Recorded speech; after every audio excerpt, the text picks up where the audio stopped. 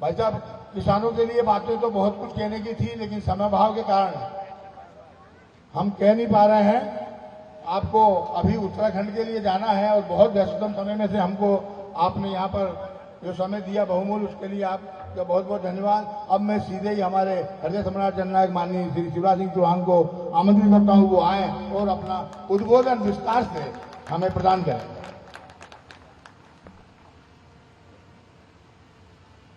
बोलिए सत्यवीर तेजाजी महाराज की, भारत माता की, नर्मदा मैया की, जाट समाज की। मंच पर विराजमान मध्य प्रदेश सरकार के पूर्व कृषि मंत्री, अनेकों विभाग जिन्होंने पहले संभाले हैं, और एक ऐसे नेता जिनका प्रदेश की प्रगति और विकास में अभूतपूर्व योगदान है, और बचपन से मैं और वो साथ है, और आगे भी जब तक सांस रहेगी साथ रहेंगे। आदरणीय कमल पटेल जी, इस क्षेत्र में पधारने पर मैं उनका हृदय से स्वागत करता हूं, अभिनंदन करता हूं। आप भी तालियां बजा के उनका स्वागत कीजिए, अभिनंदन कीजिए। हमारे लोकप्रिय विधायक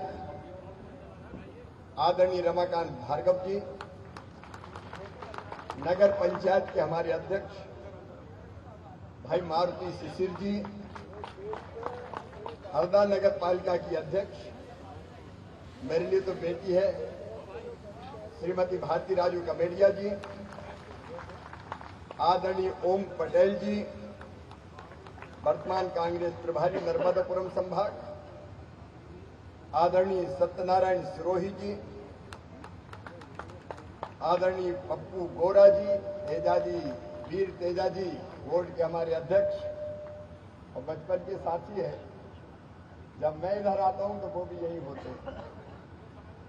डॉक्टर ओम पटेल जी,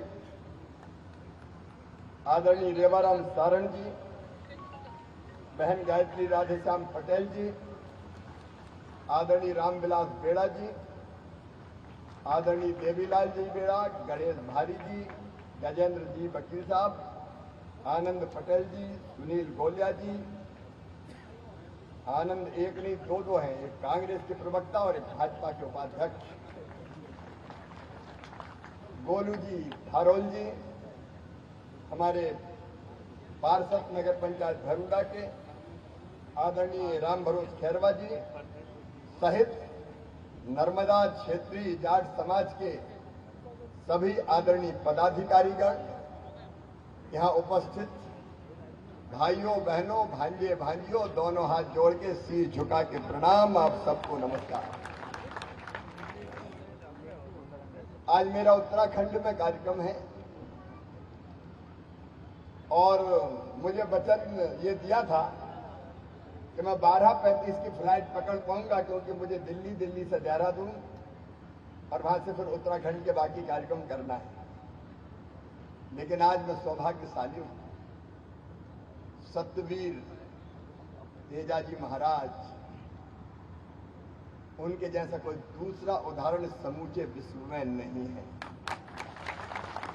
समूचा लोग जिनकी कीर्ति की गाथा गा रहा है, जिनकी सत्यनिष्ठा और साहस के आगे पूरा जग नतमस्तक है, जिनकी करुणा का स्मरण करके आज भी आत्मा भाव विभोर हो जाती है, जिनकी देह में शक्ति, मन में भक्ति और आत्मा में विरक्ति रखी,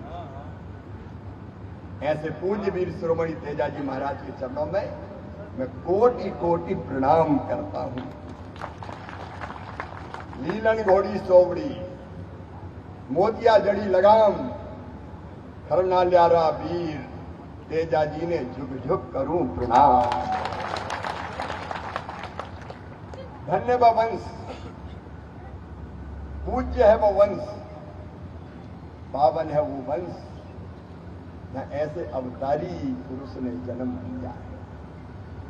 जिनका जीवन तेजोमय, तपोमय, त्यागमय है, इसलिए तो वे तेजा जी हैं, जो परोपकार की प्रतिमूर्ति और तपस्या के साक्षात तीर्थ है।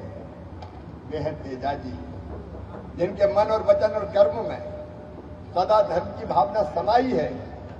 वे हैं वीर तेजा जी, वे सत्य के साधक, समता के सूर्य। जो सत्य के साधक और समता के सूर्य है वही तो तेजा जी है, जो जीवों के जीवन दाता और वचनों के विधाता है, वो तेजा जी महाराज, जिनकी काया ने किसान को और आत्मा ने अध्यात्म को जागृत किया। वे सत्यवीर शिरोमणि तेजा जी महाराज है। उनके चरणों में मैं एक बार फिर प्रणाम करता हूं। सचमुच में ऐसा कोई उदाहरण नहीं मिलता। भाई कमल जी और इसके पहले खैरवा जी भी बता रहे थे, अद्भुत उनका जीवन है, सचमुच में अद्भुत। तेजा जी महाराज ने हर चेतना में चैतन्य के दर्शन किए और जो प्रेरणा दी वो अद्भुत है। उन्होंने जग सेवा, जन सेवा और जीव सेवा को ही परम धर्म माना। उनका जीवन समता, सौहार्द और सदाचार का संगम। मोती समना उजला, चंदन समना काट, तेजा समना देवता, जो पल में कर दे ठाक। और इसलिए आज हम धन्य हैं, ये सौभाग्य इन हाथों का कि आज सत्यवीर तेजा जी महाराज की प्रतिमा का अनावरण करके ये भैरूदा धन्य हो गया है। हम सब धन्य हो गए। और जाट समाज को तेजा जी सब महाराज ने धर्म ध्वजा सौंपी है। मुझे कहते हुए गर्व है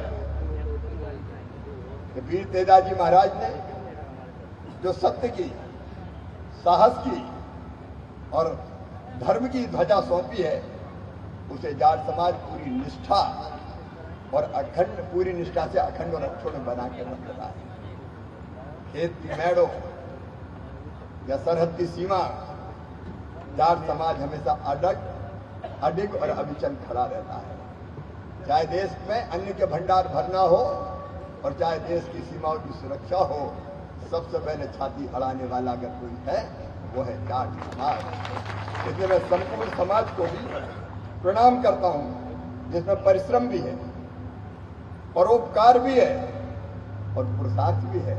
वो जाट जिसका एक वचन पत्थर की लकीर है, वो जाट जो सत्य के लिए अड़े और दुर्वर्ग की रक्षा के लिए सब कुछ न्यौछावर कर दे, वो जाट जो जिद पे आ जाए वो अन्याय का अंत कर दे और न्याय का निर्णय कर दे, वो जाट जो संघर्षों में साहस बन के डटा रहे और संकट में संकट मोचन बन जाए, वो जाट। ऐसे समाज को भी मैं बारंबार प्रणाम करता हूं।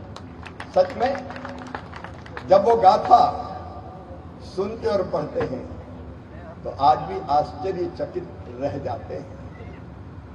अब 9 महीना की उम्र में ही जिनका विवाह हो गया, 9 महीना उनकी उम्र थी और 6 महीना परम पूज्य माता जी उनकी धर्म पत्नी की उम्र थी। और विवाह के बाद जाना था ससुराल, रोका कि अभी मत जाओ, मुहूर्त देख के जाओ। उनका शेर कोई मुहूर्त नहीं देखा करते, जाऊंगा तो अभी जाऊंगा।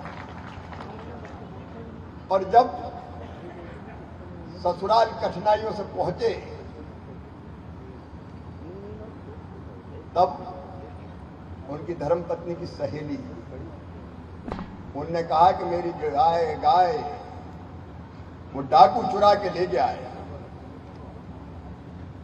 पनेर वो पहुंचे थे पत्नी श्रीमती पेमल जी और लाछा गुंजरी जो उनकी सहेली थी, उनने कहा कि हमारी गाय डाकू चुरा के ले गया, मेरा डाकू, जिसका बड़ा आतंक था चारों तरफ। तो तेजाजी महाराज ने कहा कि राजा से बोलो। बोले राजा बाहर गया, बाकी कोई सुन नहीं रहा और कोई वीर मुझे दिखता नहीं है जो उस डाकू से मेरी गाय बचा के लाए, और इसलिए मैं आपके पास आई हूं। तब उन्होंने तय किया, लाछा चिंता मत कर, मैं जाऊंगा और गाय डाकू से छुड़ा के लाऊंगा। 5 हथियार सजाए। उन्होंने कहा कि क्षत्रिय का धर्म ही है रक्षा करना, और अपने हथियार सजा के घोड़ी की लगाम पकड़ के कहा, और घोड़ी भी अद्भुत थी। उन्होंने कहा कि मैं जाऊंगा लेके आऊंगा। पेमल ने थोड़ी जिद करी तो मैं भी संग चलूंगी, लगाम मैं संभालूंगी, लेकिन उन्होंने आदेश दिया कि नहीं, मैं अकेला जाऊंगा। और आप सब जानते हैं जब वो जा रहे थे, नागराज लपटों में घिरे हुए थे। महाराज ने सोचा कि ये जल जाएंगे, प्राण का अंत हो जाएगा, तो भाला से उस नागराज को वहां से निकाल के आग की लपटों से बाहर किया। सोचा मैंने अच्छा काम किया, बचाया। लेकिन नागराज क्रोधित हो गए, बोले मैं तो मरना चाहता हूं, मेरी जोड़ी बिछड़ गई, मैं घिसक घिसक कर कब तक चलूं, और इसलिए मैं तो अपने जीवन का अंत करना चाहता था, तूने मुझे बचाया क्यों? महाराज ने कहा कि ये तो धर्म है, कोई आग में जलता है, पानी में डूबता है, तो उसको बचाना धर्म है, मैंने कोई बुरा काम नहीं किया। उनका नहीं, मैं तो मर जाना चाहता था, तुमने मरने नहीं दिया, अब मैं तुझको डसूंगा।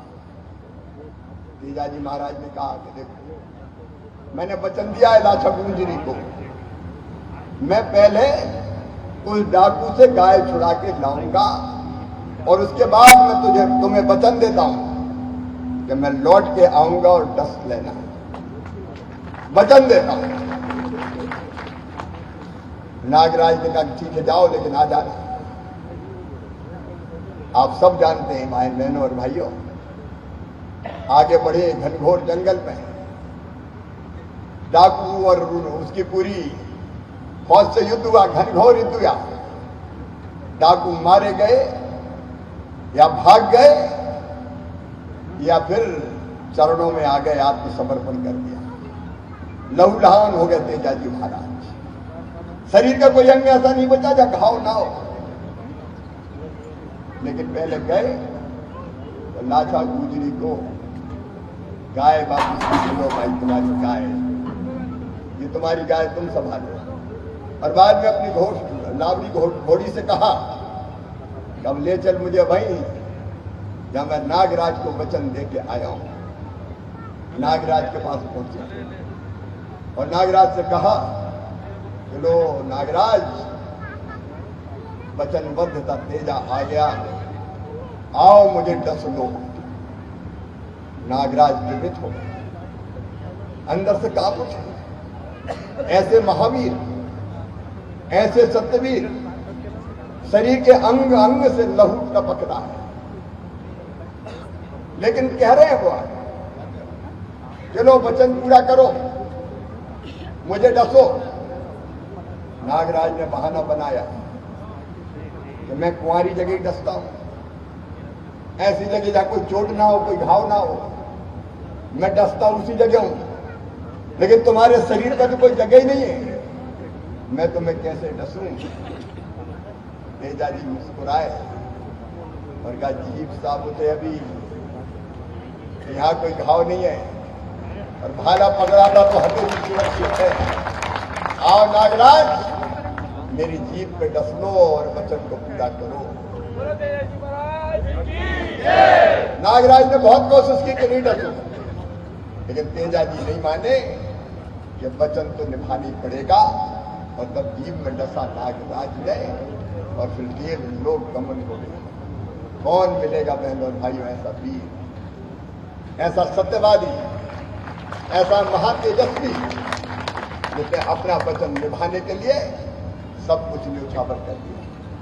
और इसलिए वो शंकर के 11वें अवतार वो हमें प्रेरणा देते हैं। मैं उनके चरणों में प्रणाम करता हूं।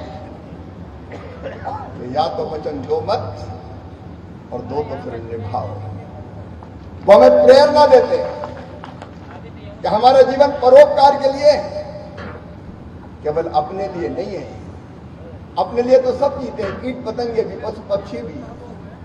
अपने लिए जिए तो क्या जिए, जिए दिल जमाने के लिए। जिनको जरूरत पड़े उनके लिए जिए, जरूरत पड़े उनकी रक्षा करो। परमार्थ से, परोपकार से बड़ा पुण्य और कोई दूसरा नहीं है। आज भी तेजाजी महाराज का तेज हमें ये प्रेरणा दे रहा है। और जब भैरवनाथ की इस पवित्र धरा पर हमने केवल प्रतिमा नहीं लगाई है, आज उनके चरणों में प्रणाम करके हमने ये संकल्प लिया है और लेना है कि हमारा जीवन अपने लिए, अपने परिवार के लिए तो है ही, लेकिन लोगों की सेवा के लिए भी है। जरूरत पड़ जाए तो उनके लिए सब कुछ लुटाने के लिए भी है। जीना उसका जीना है जो औरों को जीवन देता है। महापुरुषों से प्रेरणा प्राप्त करके हम अपनी जिंदगी कैसे सफल करें, अपना जीवन कैसे सफल करें। ये जीवन तो आना जाना है, हम परमानेंट नहीं है इस दुनिया में। एक ना एक दिन, जिस दिन को डोर खींचेगा, हम निकल जाएंगे इस धर्मशाला को छोड़ के। ये परमानेंट थोड़ी है, ये तो टेम्परेरी है। ये धरती, ये दुनिया। मुझे ऐसी करनी करो कि जमाना कहे कि आपको हस्ती की। अपने मानव जीवन को सफल और सार्थक हम कैसे बना सकते हैं, इसकी कोशिश हम सबको करना चाहिए। और मैं स्वयं भी ये कोशिश करता हूं कि जिंदगी अगर जनता के काम आ जाए तो वही तो जीवन है। जीवन की सार्थकता उसी में है। हम में से हर एक को ये सोचते हैं कोई ना कोई एक काम। जरूरी नहीं कि हम राजनीति में, सब राजनीति में हो भी नहीं सकते। हम किसी भी क्षेत्र में, हम किसान हो, हम डॉक्टर हो, हम वकील हो, हम प्रोफेसर हो, किसी भी जगह, लेकिन कोई ना कोई मेरे बहनों और भाइयों एक काम ऐसा जरूर करें जो दूसरों के काम आए। अब वो कोई भी हो सकता है। वो बीमार का इलाज हो सकता है, वो बेटी की शादी हो सकती है, वो धरती को बचाने पेड़ लगाना हो सकता है, किसी को सहारा देना हो सकता है, अगर कोई गरीब विद्यार्थी उसको पढ़ाना हो सकता है, कोई भी हो सकता है। लेकिन तेजाजी महाराज की प्रतिमा का अनावरण अंतर्मन से मैं कहता हूं सार्थक तब होगा जब हम में से हर एक व्रत लेके एक काम तो कोई ऐसा करूंगा जो परोपकार के लिए हो, जो दूसरों के लिए हो, जो जग के लिए हो, जो समाज के लिए हो, जो देश के लिए हो। और वही जीवन धन्य होता है। अब बलराम जी बैठे परिक्रमावासियों की सेवा का जैसा उपक्रम वो चलाते हैं, मैं प्रणाम करता हूं उनको। सामने मुझे दिखाई देगा ऐसे कई लोग आज भी कर रहे हैं, आज भी काम कर रहे हैं। और यही जीवन सचमुच में जीवन है। आज आने में मुझे बहुत कठिनाई थी, लेकिन दो कारण थे। एक, मुझे तेजाजी महाराज के चरणों में प्रार्थना करके, प्रणाम करके इस संकल्प को और मजबूत करना था कि बचा हुआ शेष जीवन भी कैसे पीड़ित मानवता की सेवा में गुजार दिया जाए। ये संकल्प भी मेरे मन में मजबूत हुआ है। और दूसरा, आपने बड़े प्यार से बुलाया था। राम भरोस खैरवा जी, पूरी टीम गई थी। मैं थोड़ी देर के लिए भोपाल आया था। आजकल पूरे देश में मुझे घूमना पड़ता है। और उन्होंने कहा कि हम दिल से चाहते हैं कि आप वहां आओ, तो तुमने पुकारा और हम चले आए। वैसे तो जाट समाज सर्वसमर्थ है, लेकिन जब जरूरत पड़ेगी तो शिवराज को आपकी सेवा करते हुए पाओगे। उसमें कोई कसर मैं नहीं छोड़ूंगा। और आज जो एक बात यहाँ आई है कि बेटियों की शिक्षा के लिए, छात्रावास के निर्माण के लिए भूमि, मैं इतना ही केवल इस संबंध में कहता हूं, भाई कमल पटेल जी भी मंच पर है। हम मिलकर आपके साथ मुख्यमंत्री जी के पास चलेंगे, क्योंकि राज्य सरकार के अधिकार क्षेत्र का मामला है। तो हम पूरी ताकत से, कमल जी आप भी चलेंगे, गोरा जी आप भी चलेंगे, भारतीय सारण जी, हमारे एक एक प्रतिनिधिमंडल लेना। तो मैं स्वयं आपके साथ चल के ये प्रयत्न करूंगा कि जहां उपलब्ध हो ऐसा स्थान मिल जाए। एक बार फिर सत्यवीर तेजाजी महाराज के चरणों में प्रणाम। मेरे साथ आप भी एक बार दोनों हाथ ऊपर उठा के दोनों मुट्ठी बांध के इस संकल्प के साथ कि एक न एक कोई काम ऐसा करेंगे जो दूसरों की सेवा के लिए हो। हम वीर तेजाजी महाराज को प्रणाम करें। बोलिए सत्यवीर तेजाजी महाराज की, सत्यवीर तेजाजी महाराज की, भारत माता की, जाट समाज की, नर्मदा मैया की, हर हर नर्मदे। बहुत बहुत धन्यवाद, प्रणाम, नमस्कार। सत्य के लिए अपना सब कुछ न्योछावर किया, वो अद्भुत है। मैं उनको प्रणाम करता हूं। त्याग, तपस्या और बलिदान केवल अपने लिए नहीं, जग के लिए जीने की प्रेरणा वो सदैव देते रहेंगे। उनके चरणों में बारंबार